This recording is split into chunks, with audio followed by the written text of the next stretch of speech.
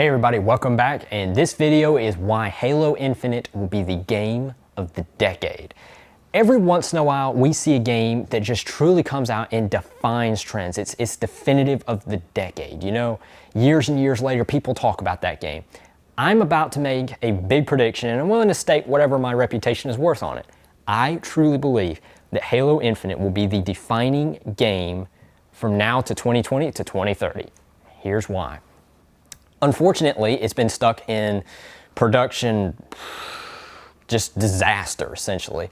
They've blew through a bunch of managers and project team directors. It doesn't seem like they had everything together.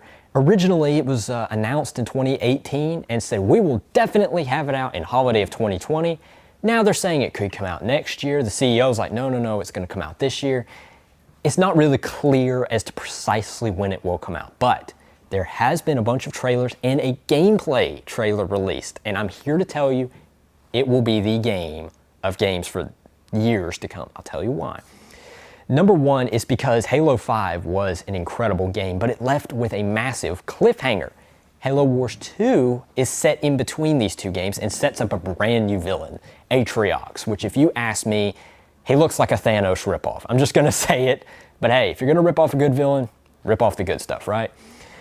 This game looks incredible because for the first time ever, we see open world gameplay in Halo.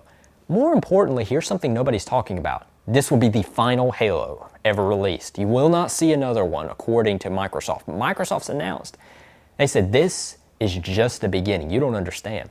They said this is not a game you will simply put 8-10 hours into, beat, and then go play something else. They've announced that this is just that the initial release of Halo Infinite will just be a platform we will continue to build off for 10 years. The director went on to say, he said, you could honestly drop $60 for this game and play it for 10 years. Just play that one game for 10 years and never get bored with it.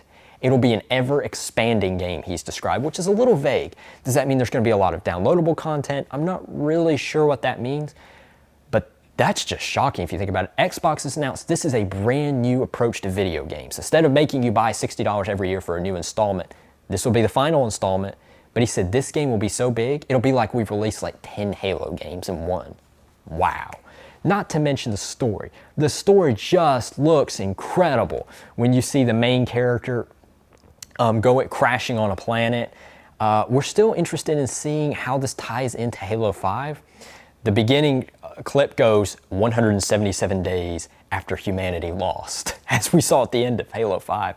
And there you see the main character going up, and he faces off against one of Atriox's stooges, who announces, he says, this will be a test between legends, you know? He said, so Spartan, light a fire in your heart. He said, bare your fangs and die well. I mean, this is gonna be an epic war scenario. There will also be the return of multiplayer. Yes, you can play finally with your siblings. No more passing the controller around, yay. Not to mention the online mode will be fantastic. The graphics look beautiful. The controls are amazing. The combat looks really well designed. There's gonna be so much to play around with, but I want you to think about that. A game you could play for 10 years and never get bored with. A game that continues to expand. I like it. For that reason alone, I say Halo Infinite will be game of the year.